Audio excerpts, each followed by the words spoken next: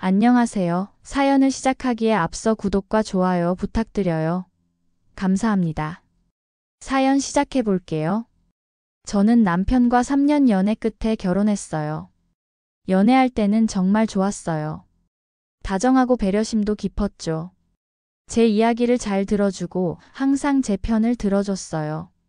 그래서 이 사람이라면 평생 행복하게 살 수 있을 거라고 믿었어요. 남편은 외동아들이었어요. 시부모님이 늦은 나이에 결혼하셔서 남편을 낳기까지 정말 힘들었다고 하더라고요. 몇 번의 유산 끝에 간신히 얻은 아들이라 시부모님은 남편을 그야말로 금지옥엽처럼 키우셨대요. 아들이라면 정말 껌뻑 죽는 그런 분들이었죠. 시댁 형편은 그리 좋지 않았어요. 시아버지는 작은 공장에서 일용직으로 일하셨고 시어머니는 식당에서 주방 보조 일을 하셨어요. 그렇게 벌어서 남편 대학까지 보내셨다고 하더라고요. 남편도 그걸 잘 알고 있어서 부모님께 항상 미안해하고 감사해했어요. 반면 저희 집은 좀 여유가 있는 편이었어요. 아버지는 중소기업을 운영하셨고 어머니는 전문직이셨어요. 외동딸인 저를 부모님은 정말 아껴서 키우셨죠. 원하는 건 다 해주셨고 부족한 게 없었어요. 결혼을 앞두고 양가에서 만났을 때 좀 미묘했어요. 시부모님은 우리 집이 잘 산다는 걸 아시고는 괜히 주눅 들어 하시는 것 같았어요. 그런데 그 주눅이 묘하게 공격적으로 표현됐어요. 시어머니께서는 요즘 젊은 사람들은 다 맞벌이로 산다고 하시면서 여자도 당연히 돈을 벌어야 한다고 하셨어요. 그리고 시집 오면 시부모 섬기는 게 당연한 거라고 하셨죠. 결혼 준비를 하면서 신혼집 문제가 나왔어요.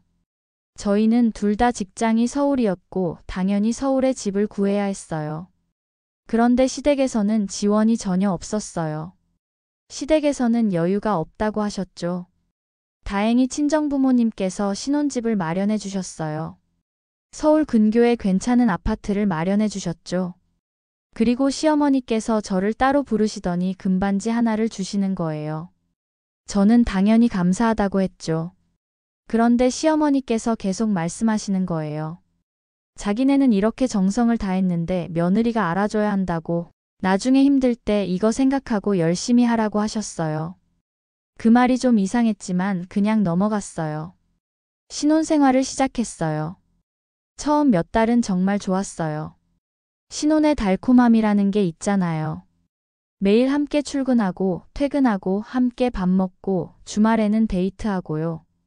행복했어요. 그런데 서서히 이상한 징조들이 보이기 시작했어요.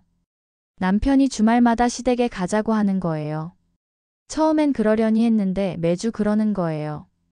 그런데 친정에는 한 달에 한 번 갈까 말까 했어요. 제가 친정 가자고 하면 남편이 피곤하다고 다음에 가자고 했어요. 근데 시댁은 무조건 가야 했죠. 제가 피곤하다고 해도 부모님이 기다리신다고 효도는 미루면 안 된다고 했어요. 시댁에 가면 또 힘들었어요. 가자마자 제가 부엌으로 가야 했어요. 시어머니랑 같이 음식 준비하고 설거지하고 청소하고요. 남편은 거실에서 시아버지랑 TV 보면서 쉬었어요. 제가 힘들다고 하면 어머니 도와드리는 게 당연한 거 아니냐고 했어요.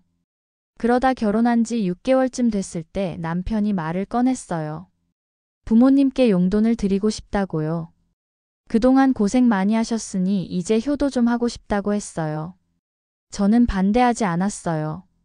당연히 해야죠. 부모님께 용돈 드리는 거. 우리 부모님께도 드릴 생각이었으니까요. 그래서 얼마나 생각하냐고 물었더니 한 달에 100만 원이래요. 깜짝 놀랐어요. 우리 둘이 벌어서 한 달 생활비 쓰고 저축하고 나면 그렇게 여유롭지 않았거든요. 그래서 좀 줄일 수 없냐고 했더니 남편이 화를 내는 거예요. 남편은 부모님이 얼마나 고생하셨는데 고작 100만 원을 아끼냐고 했어요. 자기 부모님은 내 부모님같이 여유롭지 않다고 조금이라도 더 드려야 한다고 했죠. 그 말에 저도 할 말이 없었어요.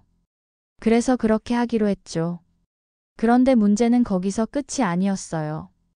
100만 원을 드리기로 했으면 그걸로 끝이어야 하잖아요. 근데 자꾸 추가로 뭔가가 생겼어요. 어느 날은 시아버지 생신이라고 50만 원을 더 드려야 한다고 했어요. 또 어느 날은 시어머니가 아프시다고 병원비 30만 원을 드려야 한다고 했어요. 명절 때는 또 따로 용돈을 드려야 했고요. 저는 좀 부담스러웠어요. 물론 부모님께 잘해드려야죠. 근데 우리 형편도 생각해야 하는 거 아닌가요?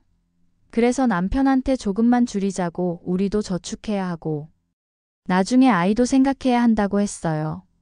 그랬더니 남편이 폭발하더라고요. 제가 인정머리가 없다면서 이기적인 사람이라고 했어요.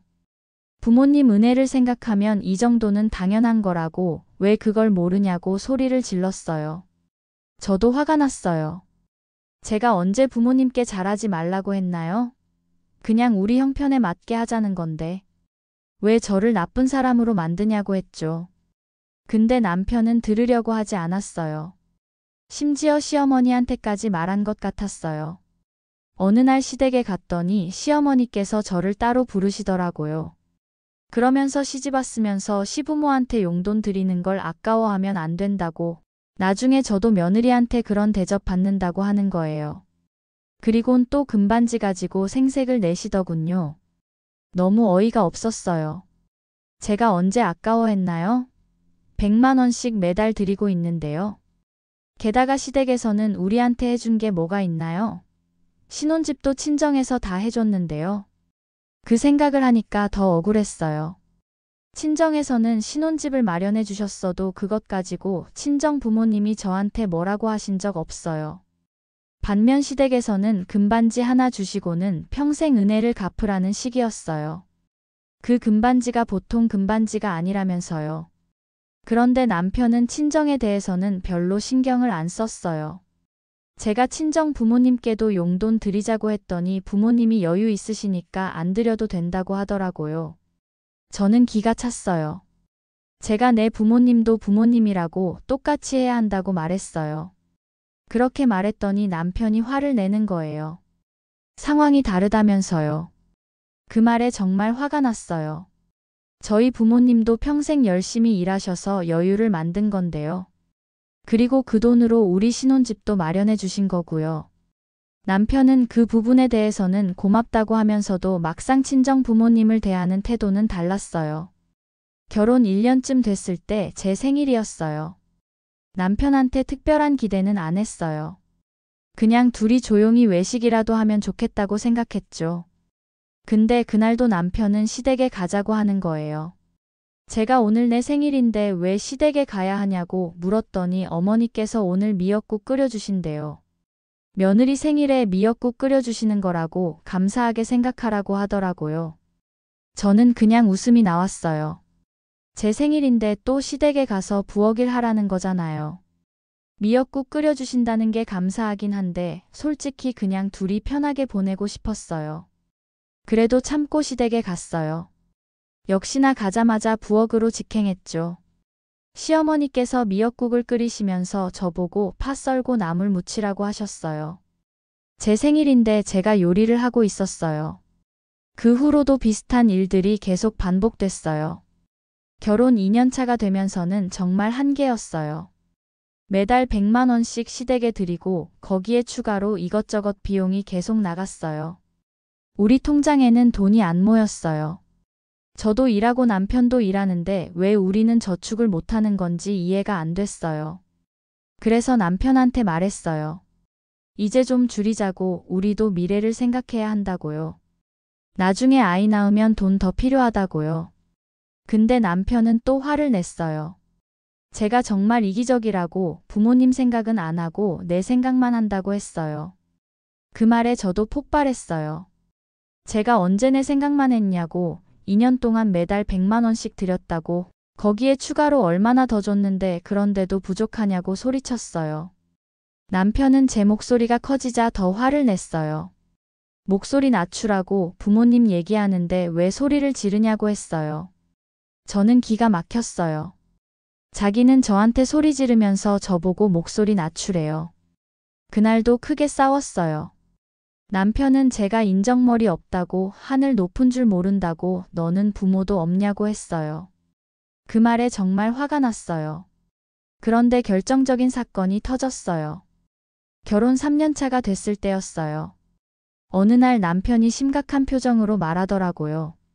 시댁 전세 계약이 이번에 만기가 된대요. 그런데 집주인이 전세금을 올려달라고 한대요. 근데 시댁에는 없다는 거예요. 그래서 남편이 우리가 도와드려야 할 것 같다고 말했어요. 저는 어떻게 도와드린다는 건지 물었어요. 남편이 잠시 망설이더니 말했어요. 그리고 사실 집도 너무 낮고 좁다고 부모님 두 분이 사시기에 불편하시다고 했어요. 그래서 어쩌자는 건지 물었죠. 남편이 본론을 꺼냈어요. 우리 집을 팔아서 더 큰 집으로 옮기자고, 그리고 부모님이랑 같이 살면 어떻겠냐고 했어요. 순간 귀를 의심했어요. 우리 집을 팔아서 시댁집을 큰 집으로 옮겨서 합가를 하자는 거였어요. 제가 이 집은 우리 친정에서 해준 거라고 무슨 소리를 하는 거냐고 물었어요. 남편은 어차피 우리가 사는 집이니까 우리가 결정할 수 있는 거 아니냐고 했죠. 그리고 자기 부모님이 그동안 너무 고생만 하고 사셨다면서 이제라도 효도하고 싶다고 하는 거예요. 남편이 그렇게 말하는데 저는 기가 막혔어요. 제가 효도는 이미 충분히 하고 있다고, 그리고 이 집은 우리 친정에서 해준 건데 어떻게 마음대로 결정하냐고 했어요. 남편은 이해를 못하겠다는 표정이었어요. 부모님이 힘드신데 어떻게 외면하냐고, 당연히 우리가 도와드려야 한다고 했어요. 저는 어이가 없었어요. 같이 살면 누가 고생하는데요? 저죠. 매일 시어머니 눈치 보면서 살아야 하는 거잖아요. 주말에 시댁 가는 것만 해도 힘든데 매일 같이 산다고요? 제가 싫다고, 절대 안 된다고 단호하게 말하자 남편의 표정이 변했어요. 왜냐고, 도대체 또 왜 안 되냐고 물었어요. 왜긴요? 이유가 하나만 있나요? 저는 신혼집은 친정에서 마련해 주신 거기 때문에 절대 팔 생각이 없고, 시부모님과 같이 살 생각 또한 절대 없다고 단호하게 말했어요. 남편이 버럭 소리를 질렀어요. 이유가 어찌됐든 당장 부모님이 힘든데 자식 된 도리로 못할 게 뭐가 있냐면서 이 집 판다고 뭐 어떻게 될 것 같냐고. 이 집만 팔면 다 해결된다고 했어요. 저도 지지 않았어요. 그래서 우리 부모님 돈으로 마련한 집을 팔아서 니네 부모님 집 사주자는 거냐고, 그게 말이 되냐고 물었어요. 남편은 제가 이기적이라고 했어요. 인정머리가 없다고, 시부모를 뭐라고 생각하는 거냐고, 부모 봉양이 자식의 도리인데 그것도 모르냐고 했어요.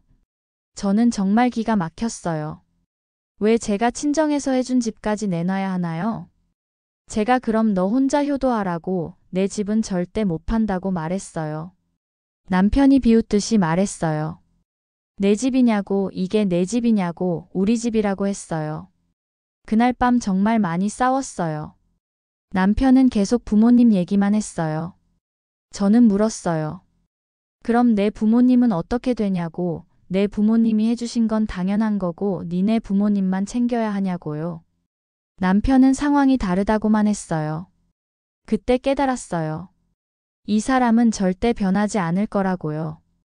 평생 자기 부모님만 챙기고 저와 제 부모님은 뒷전일 거라고요. 그리고 제가 친정에서 받은 모든 걸 당연하게 여기면서 시댁에 다 쏟아부을 거라고요. 저는 이혼하자고 말했어요. 그렇게 효도하고 싶으면 이혼하고 혼자 실컷 효도하라고 했죠. 남편이 갑자기 멈칫하더니 표정이 일그러졌어요. 집 하나 때문에 이혼을 하자고 하냐고 소리를 질렀어요. 집 하나가 아니라고, 지금까지의 모든 게 쌓여서 그런 거라고 말했어요. 남편의 자격지심이 폭발했어요. 저를 향해 온갖 막말을 쏟아냈어요. 제가 이기적이라고, 인성이 글렀다고, 하늘 높은 줄 모른다고, 부모도 없냐고, 어떻게 그럴 수 있냐고 소리쳤어요. 그러다가 결국 선을 넘는 말을 했어요. 니네 부모는 너 같은 딸 낳아서 인생 망한 거야. 돈만 있음 뭐하냐 자식이 이 모양인데. 저는 더 이상 참을 수 없었어요. 당장 짐 싸서 나가라고 소리쳤어요. 다음 날 바로 친정에 갔어요. 부모님께 모든 상황을 말씀드렸죠. 남편이 우리 집을 팔아서 시댁 집을 사자고 했다고, 그리고 합가하자고 했다고요. 부모님은 경악하셨어요. 남편은 이혼 과정에서 신혼집에 자기 지분이 있다고 주장했어요. 부부 공동 재산이라고 집값의 절반을 달라고 했죠.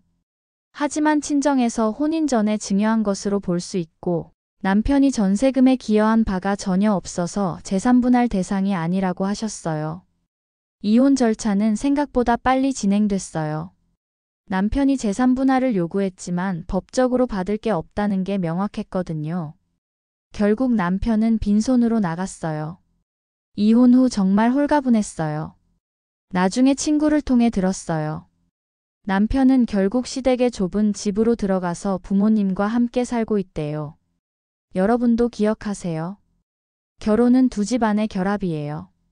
한쪽만 잘해주고 한쪽은 소홀히 하면 안 돼요. 그리고 부모님께 효도하는 건 좋지만 그건 자기 힘으로 해야 해요. 배우자나 배우자 집안에 의지해서 하는 건 효도가 아니에요. 제 이야기가 누군가에게는 경고가 되고 누군가에게는 위로가 되길 바래요. 그리고 혹시 지금 비슷한 상황에 계신 분이 있다면 용기 내세요. 당신은 잘못한 게 없어요. 당신의 행복이 가장 중요해요. 제 긴 이야기를 끝까지 들어주셔서 감사합니다. 구독과 좋아요, 알림 설정까지 잊지 마세요.